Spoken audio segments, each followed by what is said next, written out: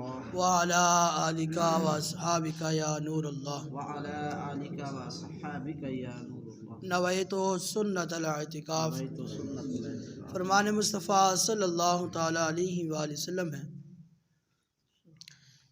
جس کے پاس میرا ذکر ہو اور مجھ پر درود پاک نہ پڑھے، جس کے پاس میرا ذکر ہو اور وہ مجھ پر درود پاک نہ پڑھے، تحقیق کہ وہ کنجوس ترین شخص ہے۔ نبی کریم صلی اللہ علیہ وسلم نے فرمایا، اس شخص کی ناک خاک آلود ہو، اس شخص کی ناک خاک آلود ہو کہ جس کے پاس میرا ذکر ہو اور وہ مجھ پر درود پاک نہ پڑھے۔ نبی کریم صلی اللہ علیہ وسلم نے فرمایا، جو شخص جس کے پاس میرا ذکر ہو اور وہ مجھ پر درود پاک پڑھنا بھول گیا، گویا کہ وہ جنت کا راستہ بھول گیا۔ دعا ہے کہ اللہ تعالیٰ ہمیں درود پاک کی کثرت نصیب فرمائے۔ صلو علی الحبیب صلی اللہ تعالیٰ علی محمد صلی اللہ علیہ وآلہ وسلم۔ نبی کریم صلی اللہ علیہ وآلہ وسلم کی دعا۔ حضور نبی کریم صلی اللہ علیہ وسلم نے فرمایا، خوش نصیب ہے وہ شخص، اس شخص کے لیے خوش نصیبی ہے جس نے قبر میں جانے سے پہلے اس کے لیے تیاری مکمل کر لی۔ میرے نبی کریم صلی اللہ علیہ وآلہ وسلم کے دیوانوں، حضور صلی اللہ علیہ وسلم نے فرمایا، جو خاص کر میری زیارت کے لیے مدینہ منور پہنچا، وہ روز قیامت میرے جوار رحمت میں ہوگا۔ میرے نبی کریم صلی اللہ علیہ وسلم کے دیوانوں، جو شخص قبر کی تیاری کرتا ہے، نبی کریم صلی اللہ علیہ وسلم نے فرمایا نا، خوش نصیبی ہے اس کے لیے کہ زندگی میں قبر کی تیاری کر لے۔ قبر کی تیاری کرنا کیا ہے؟ نمازوں کی پابندی کرنا، اخلاص کو، اچھے اخلاص کو اختیار کرنا، جھوٹ غیبت سے دور رہنا، کسی کو تکلیف دینے سے دور رہنا،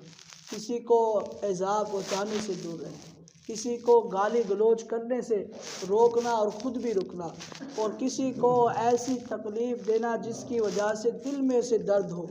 ایسی تکلیف سے بچنا اور دوسروں کو بھی اس سے بچانا،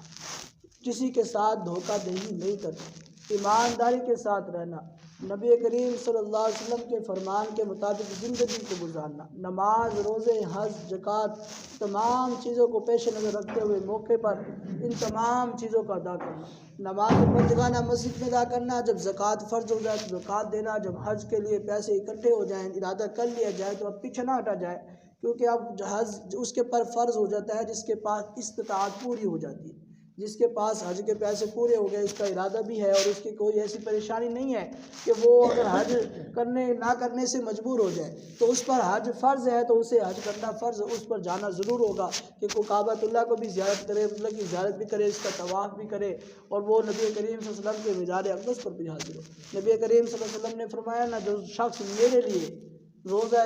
مدینہ منورہ میں میری زیارت کے لیے آیا، قیامت کے دن بروز قیامت وہ میرے جوار میں ہوگا۔ جوار کیا ہوتا ہے؟ جس طرح ہمارے محلے کی جگہ ہو گئی، جس طرح ہمارے گھر کی جگہ ہو گئی، جس طرح مخصوص جگہیں ہو گئی، جس جگہ ہم رہتے ہیں اس کے ساتھ رہنے والے، وہ جو جوار ہے، وہ جو ایک علاقہ ہے، وہ جو ایک گھر کے ساتھ آس پاس پڑوسی ہیں، یہ جوار ہے۔ نبی کریم صلی اللہ علیہ وسلم کے پاس جو زیارت کے لیے جائے گا، حضور صلی اللہ علیہ وسلم کی بارگاہ میں حاضری دے گا، تو نبی کریم صلی اللہ علیہ وسلم اسے اپنے قریب جگہوں میں جگہ عطا فرمائیں گے، انہیں اپنے قریب رکھیں گے، صرف اس وجہ سے کہ وہ صرف نبی کریم صلی اللہ علیہ وسلم کی زیارت کے لیے آیا ہوں۔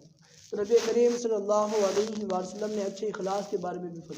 فرمایا کہ جس کے نامہ اعمال قیامت کے دن تولے جائیں گے نا، جس شخص کے بھی تولے جائیں گے، اس کا جو نامہ اعمال کی سب سے بھاری جو نیکی ہوگی نا، وہ اچھے اخلاق ہوں گے۔ اتنا بھاری ہوگا کہ اس کی وجہ سے پلڑا بھاری ہو جائے گا، اتنا وزنی ہوگا کہ اس کی وجہ سے پلڑا بھاری ہو جائے گا، اور نیکیوں میں زیادہ اضافہ ہو جائے گا، صرف اس کے اچھے اخلاص کی وجہ سے۔